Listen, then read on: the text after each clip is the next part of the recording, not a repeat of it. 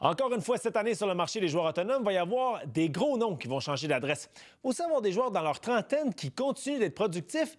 Il va peut-être y avoir un joueur qui va devenir le joueur le mieux payé de la LNH. Oui, c'est pas impossible. On regarde ça ensemble. Mitch Marner, attaquant, 28 ans.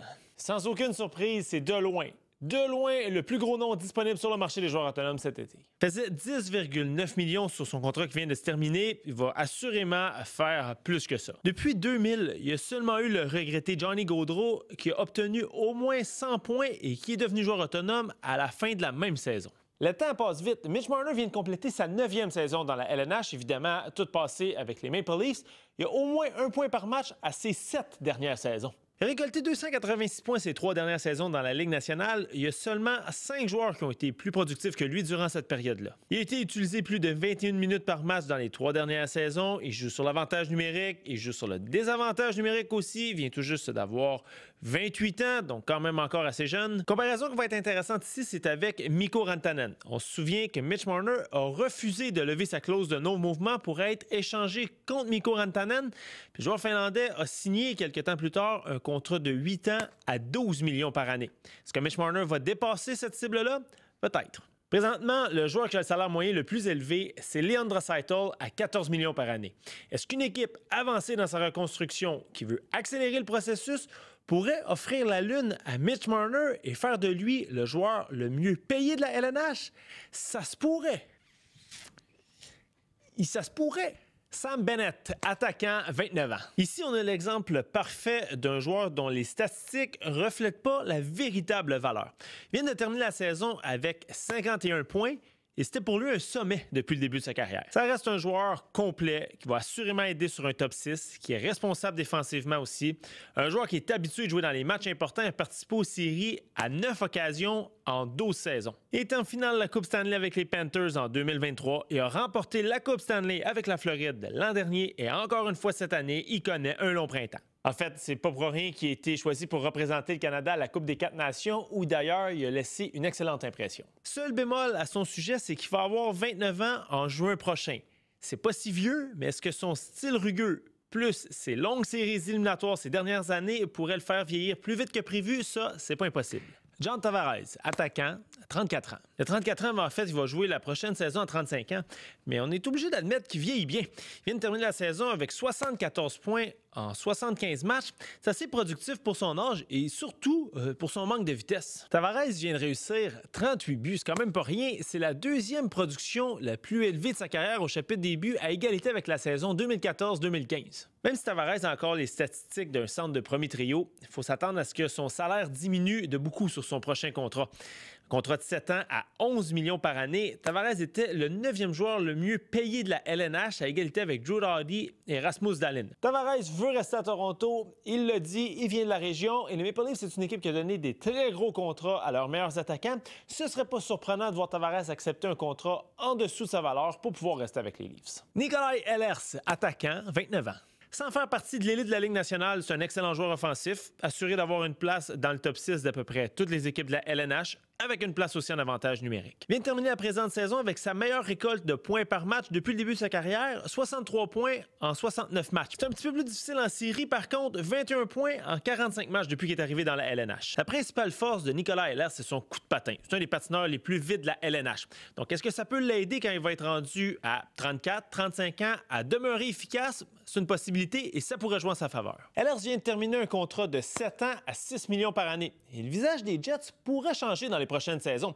Parce qu'après le dossier Nikolai Ehlers cette année, il va y avoir celui de Kyle Connor qui va devenir joueur autonome sans compensation à la fin de la saison 2025-2026. Matt Duchene, attaquant, 34 ans. 82 points, 82 matchs pour Matt Duchene qui semble pas vouloir ralentir. En fait, c'est la 2e saison la plus productive de sa carrière. C'est un joueur qui a connu en quelque sorte un nouveau souffle avec les Stars. Il a signé 2 fois un contrat d'1 an à 3 millions après avoir vu son contrat racheté par les Prédateurs de Nashville. Faut pas s'attendre à voir Duchene signer un contrat à long terme à cause de son âge, Mais c'est sûr que son prochain contrat, il va gagner plus que 3 millions par année. S'il ne revient pas à Dallas, il ne faudrait pas être surpris de voir Matt Duchene s'entendre avec une autre équipe qui peut aspirer aux grands honneurs, parce que des longs printemps, Matt Duchene, il n'a pas goûté tant que ça dans sa carrière. Il a atteint le 3e tour des séries lors des 2 dernières saisons. En fait, ça a été les 2 seules fois de sa carrière. Aaron Ekblad, défenseur, 29 ans. Aaron Ekblad, lui, termine un contrat de 8 ans à 7,5 millions de dollars par année. Situation intéressante ici, parce qu'habituellement, quand tu as un défenseur droitier, format géant, qui se déplace bien, qui peut jouer dans le top 4 de ta défense, et sur les unités spéciales en avantage et en désavantage numérique, tu t'en débarrasses pas habituellement. Mais là, l'affaire, c'est que les Panthers ont acquis Seth Jones, qui est encore sous contrat pour 5 saisons et qui a sensiblement le même profil qu'Aaron Ekblad, et peut-être plus efficace un peu. Donc, ça va être intéressant de voir comment le directeur général de l'équipe, Bill Zito, va gérer cette situation-là. C'est un défenseur qui est capable de jouer environ 22-23 minutes par match, mais c'est un joueur fragile par contre. Il manquait au moins 20 matchs dans 4 des 5 dernières saisons. Cette saison-ci, par contre, c'était en raison d'une suspension pour avoir pris des produits interdits par la LNH. Brock Boeser, attaquant, 28 ans. Brock Boeser, c'est un joueur résolument offensif, il faut dire, qui peut avoir d'excellentes saisons, comme 40 buts et 73 points en 2023-2024, mais aussi des saisons de 25 buts et 50 points comme il a obtenu cette année. Il a lui-même dit à la fin de la saison qu'il ne s'attendait pas à revenir avec les Canucks de Vancouver. Peut-être qu'un changement d'air lui ferait du bien, et aux Canucks aussi, qui n'ont pas atteint les séries 4 fois au cours des 5 dernières années. Il vient de terminer un contrat de 3 ans à 6 650 000 $ et on pourrait le voir sans difficulté paraffer le même genre de contrat, surtout que le plafond salarial va augmenter considérablement au cours des prochaines saisons. L'équipe qui va faire son acquisition aussi est quand même assurée d'aller chercher un marqueur régulier de 20 buts. En fait, il a obtenu au moins 23 buts 6 fois en 8 saisons dans la LNH. Brad Marchand, attaquant, 37 ans. Il n'y a aucun doute que Marchand a ralenti offensivement, surtout cette saison, avec 51 points en 71 matchs. Sa récolte la plus faible depuis 2014-2015. Le principal atout de Brad Marchand, c'est son expérience en série. D'ailleurs, il connaît d'excellentes séries avec les Panthers qui sont allés chercher expressément pour cette raison-là. C'est le 4e joueur actif avec le plus de points en série. Devant lui, Sidney Crosby, Yevgeny Malkin, Nikita Kucherov. 3 membres du Temple de la renommée. Son contrat qui vient de se terminer lui rapportait annuellement 6 125 000 $ par année. S'il ne revient pas avec les Panthers, qui a quand même de bonnes chances de revenir avec la Floride, va assurément joindre à une autre équipe qui aspire à la finale de la Coupe Stanley. Mikael Granlund, attaquant à 33 ans. C'est un cas intéressant ici, parce qu'il vient de terminer la saison avec 66 points, et Mikael Granlund y produit davantage à 32-33 ans qu'il le faisait dans la plupart de ses saisons dans sa vingtaine. Il était acquis des Sharks avec Cody Ceci en retour d'un choix de première ronde et un choix conditionnel de 3e ronde. Les Stars, c'est une équipe qui est prête à gagner maintenant, donc ce ne serait pas surprenant pour Granlund de vouloir rester avec cette équipe-là. Il vient de terminer un contrat de 4 ans à 5 millions de dollars par année, mais il vient de connaître 2 saisons de suite d'au moins 60 points. C'était la première fois que ça arrivait depuis 2016-2017 et 2017-2018. Donc, pour son prochain contrat, il devrait toucher au moins 5 millions par année, peut-être même plus, mais à une durée un peu plus courte, peut-être 2 ou 3 ans. Brock Nelson, attaquant, 33 ans. Après les saisons de 37, 36 et 34 buts, sa production a descendu à 26 buts et 56 points l'an dernier. Il faut le dire, il a quand même été décevant en série avec l'Avalanche, avec seulement 4 mentions d'aide en 7 matchs. Nelson, c'est un centre complet et responsable, mais à 33 ans, il faut dire que c'est pas le patineur le plus rapide. On pourrait s'attendre à ce que c'est un joueur qui reçoive des missions plus défensives pour la fin de sa carrière. Il va être intéressant de voir si Brock Nelson ne pourrait pas poursuivre sa carrière avec le Wild du Minnesota. Il vient de là. Et c'est peut-être pas anodin si Bill Guérin l'a pris avec l'équipe américaine pour la Coupe des 4 Nations l'hiver dernier. Il vient de terminer un contrat de 6 ans à 6 millions de dollars. Bon, c'est clair qu'il ne signera pas un autre contrat de 6 ans, mais si la durée n'est pas trop longue, il pourra empocher pas trop loin de 6 millions par saison. Ivan Provorov, défenseur, 28 ans. Provorov, c'est un modèle de fiabilité. Au cours de ses 9 saisons dans la LNH, il a joué 82 matchs à 6 reprises, dont lors des 3 dernières saisons. C'est aussi un défenseur qui prend beaucoup de minutes et a joué au moins 23 minutes par match dans 7 de ses 9 saisons dans la LNH. Il vient de terminer un contrat de 6 ans à 6 750 000 $ par année et pourrait s'attendre à signer un prochain contrat qui est à peu près dans ces eaux-là aussi. C'est peut-être pas le défenseur offensif qu'on aurait pu imaginer ou souhaiter en début de carrière, mais c'est un défenseur qui a la fiabilité que toutes les équipes veulent avoir sur leur top 4. Reste à voir si Provorov juge que les Blue Jackets pourraient continuer leur évolution dans la bonne direction, parce qu'il a participé aux séries seulement à 2 reprises depuis le début de sa carrière.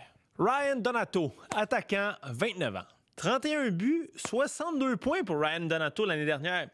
Oui, vous avez bien compris. Son sommet précédent, c'était de 16 buts et 31 points. Il faut dire qu'il a récolté 14 points sur l'avantage numérique. C'était son total des 5 années précédentes.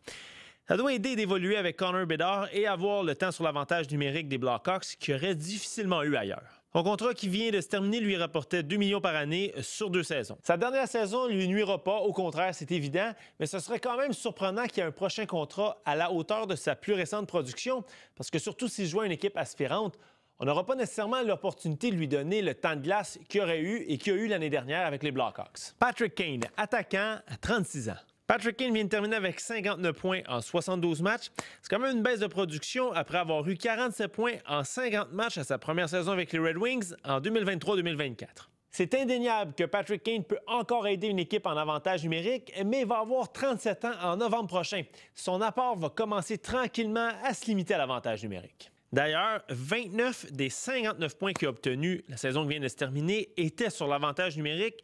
Ça, c'est la deuxième plus forte proportion de sa carrière. D'ailleurs, Patrick Kane pourrait être tenté de joindre à une équipe qui aspire aux grands honneurs si l'intérêt est mutuel, parce que Kane, après avoir remporté la Coupe Stanley à 3 reprises, a participé aux séries seulement 2 fois à ses 8 dernières saisons. Claude Giroux, attaquant à 37 ans. Giroux a terminé la dernière saison avec les Sénateurs avec 50 points et il faut dire qu'il a passablement ralenti. Passé de 79 à 64 à 50 points au cours des 3 dernières saisons.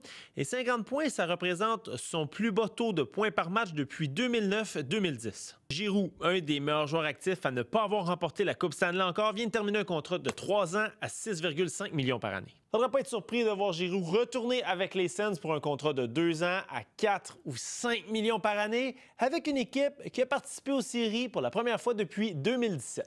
Dante Fabbro, défenseur, 26 ans. Intéressant ici, c'est un défenseur qui a complètement relancé sa carrière. 26 points en 62 matchs avec les Blue Jackets, un sommet pour lui dans sa carrière, et ce, dans la même saison où il a été acquis via le ballottage des Prédateurs de Nashville. Il a terminé la saison à plus 23, un sommet chez les défenseurs des Blue Jackets. Vous allez me dire, ça nuit pas quand on évolue avec Zach Werenski, mais Columbus, c'est quand même une équipe qui n'est pas parvenue à se tailler une place en séries éliminatoires. D'ailleurs, ce serait pas surprenant de voir Fabbro retourner dans l'uniforme des Blue Jackets où il a pu relancer sa carrière avec une équipe qui pourrait participer aux séries l'année prochaine. Jake Allen, gardien de but à 34 ans. Quand la prochaine saison va commencer, Allen va avoir 35 ans, puis là, on s'entend, il n'y a pas de gardien de but élite disponible sur le marché des joueurs autonomes. Mais une équipe qui cherche un vétéran qui peut appuyer un gardien numéro 1 et qui connaît son rôle pourrait regarder vers Allen, qui compte quand même 12 saisons d'expérience dans la LNH. L'ancien du Canadien a été appelé à garder les buts plus souvent qu'on aurait pu l'imaginer en raison d'une blessure à Jakob Markstrom, et il a quand même bien fait. En 31 matchs, il est même arrivé à conserver un taux d'arrêt plus élevé que Jakob Markstrom à 908. Puis à ce chapitre-là, c'était sa meilleure saison depuis 2019-2020 dans l'uniforme des Blues. Vladislav Gavrikov, défenseur, 29 ans. La blessure à Drew Doughty qui l'a empêché de jouer une bonne partie de la saison a peut-être fait en sorte que Gavrikov a pu rehausser sa valeur à un moment opportun dans sa carrière. Il a eu un temps d'utilisation de 23 minutes et 5 secondes, c'est le plus haut de sa carrière, et c'est 2 minutes de plus en moyenne que son sommet précédent avec les Kings. C'est seulement Drew Doughty, quand il a rejoint l'équipe, qui a été utilisé plus souvent que Gavrikov en moyenne cette saison. Il vient de terminer un contrat de 2 ans à 5 875 000 $ et on n'est pas inquiet qu'il devrait gagner plus que ça sur son prochain contrat, devrait aussi être en mesure de signer une entente d'au moins 4 ans. John Klingberg, défenseur, 32 ans. Quand il s'est entendu avec les Oilers en janvier 2025, il n'avait pas joué depuis novembre 2023. C'est un défenseur qui a été pris avec des sérieuses blessures aux hanches. Il a joué seulement 11 matchs en saison régulière, mais c'est peut-être en série où il a réussi à remonter sa valeur quelque peu si les Oilers n'hésitent pas à lui offrir un temps d'utilisation moyen de 19 minutes. Bon, il ne faut pas s'attendre à ce que Klingberg redevienne le défenseur offensif qui était avec les Stars, où il a connu 6 saisons d'au moins 40 points, mais une équipe qui a besoin d'un défenseur sur une deuxième vague d'avantages numériques en profondeur pourrait certainement faire appel à ses services. Jonathan Drouin, attaquant, 30 ans. Chapeau à Jonathan Drouin qui a été en mesure de relancer sa carrière après un passage difficile, il faut le dire, à Montréal. 37 points en 43 matchs cette saison, 56 points en 79 matchs à sa première saison avec l'Avalanche. Ça, c'est un rythme de 62 points sur une saison complète depuis qu'il est à Denver. Ça nuit pas quand il évolue sur une première unité en avantage numérique avec des joueurs comme Cale Makar, Nathan MacKinnon et Mikko Rantanen avant son départ, mais Drouin a quand même été capable de faire sa place sur cette première unité-là. Ça reste un joueur fragile, Jonathan Drouin. Il a joué plus de 60 matchs seulement une fois dans les 6 dernières saisons. Donc ce serait surprenant qu'il signe un contrat à long terme, mais à 30 ans, il a prouvé, quand il est en santé du moins avec une bonne équipe, qu'il peut produire. Pius Suter, attaquant, 29 ans. Depuis qu'il est arrivé dans la LNH, Suter a connu 3 saisons de 14 buts puis une de 15. Cette saison va avoir été sa plus productive avec 25 buts et 46 points. Il faut aussi prendre en considération que son pourcentage de réussite sur ses buts était anormalement élevé dans son cas à 18,1 %, de loin un sommet dans sa carrière. Donc, l'équipe qui va faire son acquisition va surtout aller chercher un spécialiste du désavantage numérique. À 2 minutes 17 secondes par match en moyenne, c'était l'attaquant le plus utilisé des Canucks. Il vient de terminer un contrat de 2 ans à 1,6 million. Son précédent contrat était de 3 250 000 $. Ça devrait pas mal plus ressembler à son prochain contrat.